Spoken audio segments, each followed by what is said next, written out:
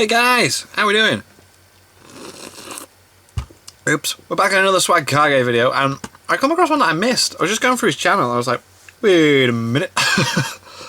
This isn't too old, and I never covered it. This is Pain versus Sage Kabuto. Now, when I read that, I was like, interesting matchup. Not too sure. But I was like, I think Pain's got this. Because it's Sage Kabuto, so putting that Sage in front of him makes you think, ooh, he has Sage mode, so that's going to help. Didn't really help Naruto that much, having Sage mode. I mean, yeah, he was pretty damn powerful, but when you look at the 6 paths and everything and how it all turned out, it was... The Sage mode didn't give him, like, the whole, like... You know, didn't give him the win. So, yeah. Plus, Kabuto didn't really show many, feats, or, like, show off a lot of stuff that he could do. I mean, he had that one fight with Itachi and Sasuke, and that didn't turn out too great for him. He trapped in a genjutsu forever until he, like, learned the error of his ways.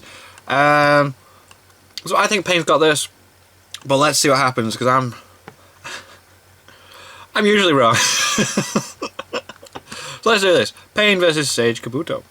How's it going, everyone? Swag Kage here, and welcome to another Naruto video. Today we're going to be talking about something that somebody brought up to me on Twitter, and initially I wrote this off because I thought the answer to the question was pretty obvious, but the more I thought about it, the more I was like, actually, that'd make a pretty good video, so here we are. It goes without saying that we're talking about Kabuto versus Pain. And of course, I don't mean base Kabuto from Shippuden or from Part 1. I don't even think I need to get into that. And I guess as a bonus round, I'll also throw in a fight between Kabuto and Nagato. Not the 6 Paths of Pain, but single body Nagato, the one that can use all of the powers of the Rinnegan at once. Now, even though I said the answer is obvious, this is a pretty tough fight to discuss because both fighters have such weird arsenals. Like, just as far as Naruto fighters go, Kabuto and Pain are both really unusual. And because of how situational many of their abilities are, this fight is going to be heavily affected by a lot of factors. The two most important ones are the location of the fight and the intel that both of them have going into the fight. Now, this could take place anywhere, so I'll get into location in a little bit, but in character, I think Kabuto knows a lot more about Pain than Nagato knows about Kabuto. When Kabuto takes control of Nagato during the fight against Itachi, Naruto, and Bee, he actually does a pretty competent job. It's clear that he knows, at least to some extent, what the Rinnegan is capable of. Now,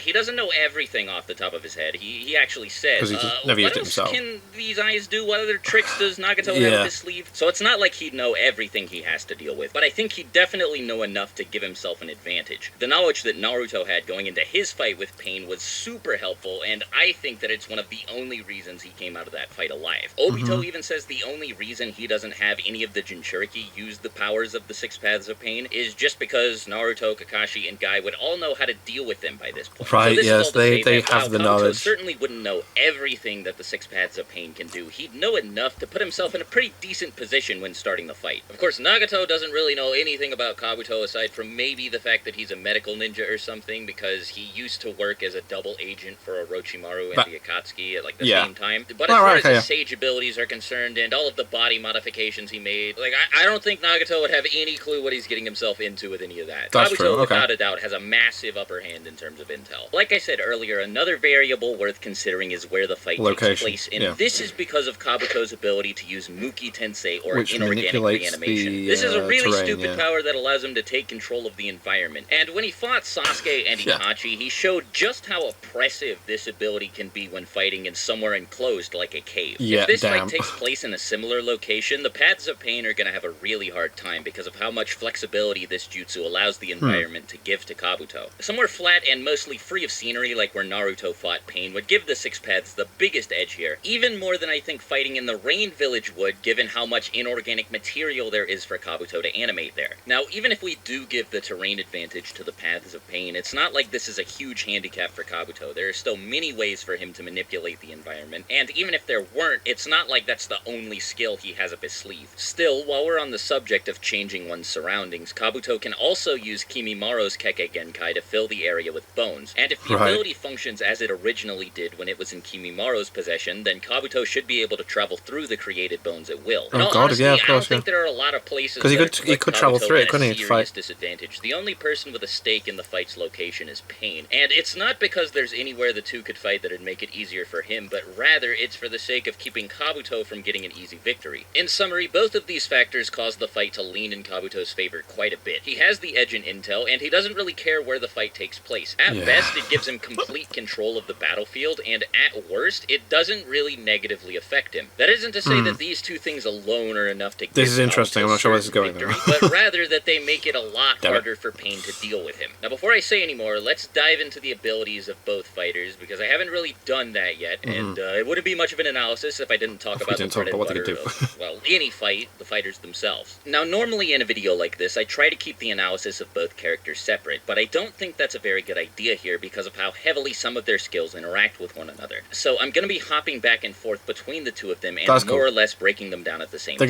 For starters, one thing they both have in common is they have very versatile skill sets. They each have a massive array of different powers and abilities, but where they differ is the 6 Paths of Pain have their powers split among 6 different bodies, and this means that if just one of them is destroyed or injured, the versatility of the entire team is negatively that ability's affected. gone. Now, the 6 Paths technique does have inherent advantages that help offset this, with the 2 major ones being the massive field of vision shared by the 6 which Paths, is amazing, and the increased mobility and strength I can see around corners provided by simultaneously controlling 6 bodies at once. Now, in a normal fight, both of these things would help Pain out quite a bit, but Kabuto has one jutsu capable of eliminating both of these advantages at the same time, even if it is only temporarily. The Sage Art White Rage technique is a ninjutsu where the user fires a projectile dragon that explodes in a violent burst of light and sound. It was intense enough to immobilize and blind Sasuke and Itachi at the same time, so I imagine that it would be pretty effective against the Paths of Pain. You could try to argue that maybe the Rinnegan could see through the burst of light or something, but neither Sasuke nor Itachi's Mangekyo Sharingan could, so I'm a bit hard-pressed to believe that Pain would be able to do it with no problem. Even if he could, he'd still have to deal with the brief paralysis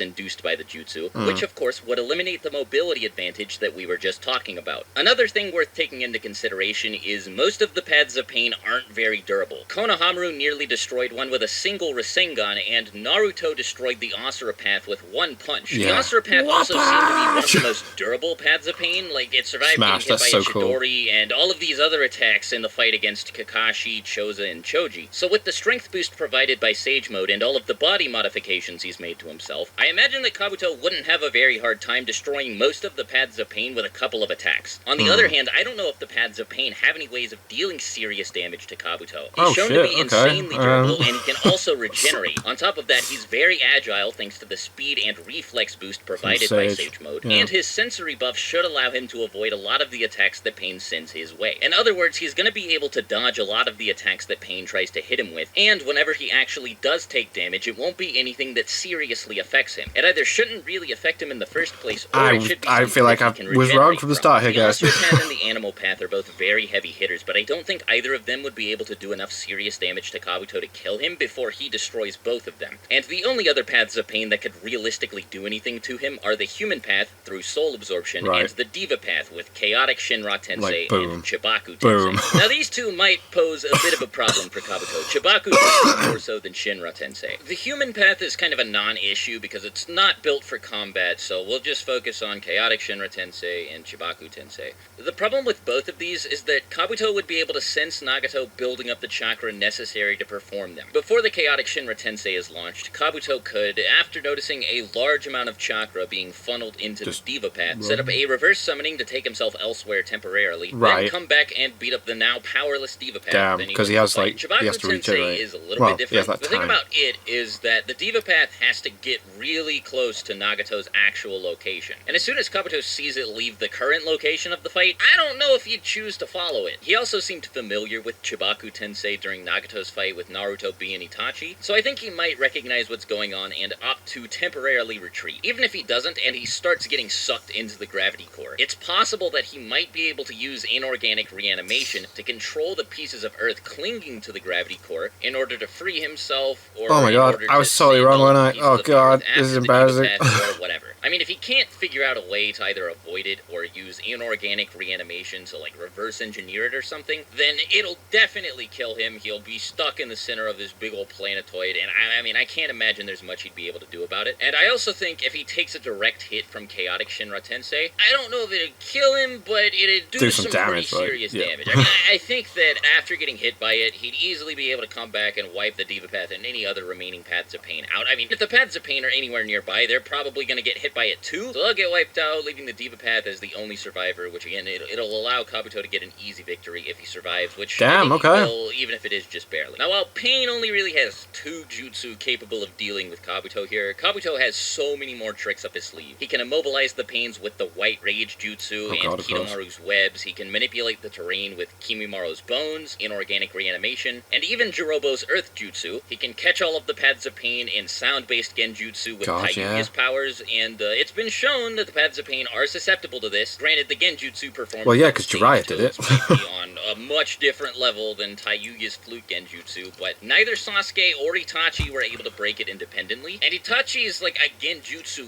god, so I feel like the Paths of Pain wouldn't be able to break free of it either. Then there's the fact that he can liquefy his body to escape from any sticky situations, and the cherry on top is that with Sakon's Kekkei, he can even manifest an Orochimaru body, which supposedly allows him to steal the body of his opponent and add their abilities to his arsenal. I'm not sure how this would work with the Paths of Pain. I'm pretty sure all that would happen is he'd suck up the body and then he'd get the original powers of that body. So if he sucked up the Diva Path, he wouldn't get the Diva Path's powers, but he would get Yahiko's powers. I mean, it doesn't really matter because regardless, the Paths of Pain lose one of their fighters. This is all without mentioning Kabuto's ability to use Edo Tensei, by the way. Of course, I think just for the sake of fairness, I'll restrict that for like all of the rounds, because if he did bring Edo Tensei with him, Pain would obviously get annihilated, but I'll just summon Madara. I think 9 times out of 10, Kabuto would take the win, just because he has so many ways of dealing with all of the Paths of Pain, and the Paths of Pain only really have a couple ways of dealing with him. Now for that bonus round I mentioned. Nagato is a completely different story. Like, at full power, given his performance against Bee, Naruto, and Itachi, Kabuto might have his hands full. He might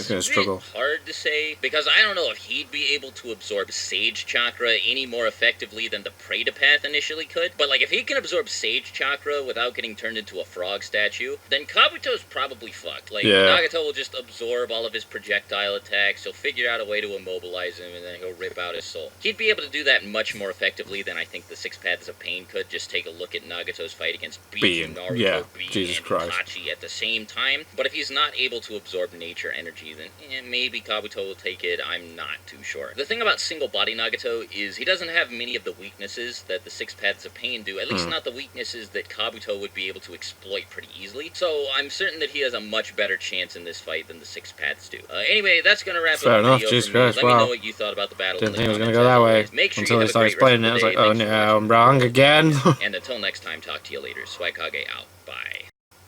Da da da da da da da da da. Where is it? Where's the outro? There we go.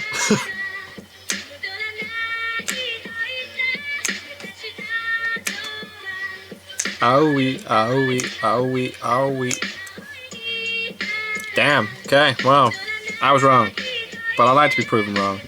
It with a very good explanation and a decent video that shows me right. That was cool. That, fair enough.